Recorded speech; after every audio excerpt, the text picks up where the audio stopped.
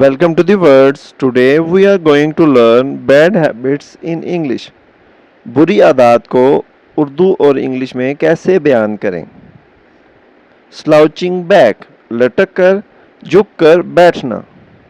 Picking knows, नाक का मैल निकालना. टैपिंग फीट, पाँव बजाना.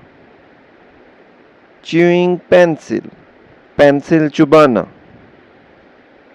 क्रैकिंग नकल्स, उंगलियां चटखाना. शेकिंग लेग्स, टांगें हिलाना.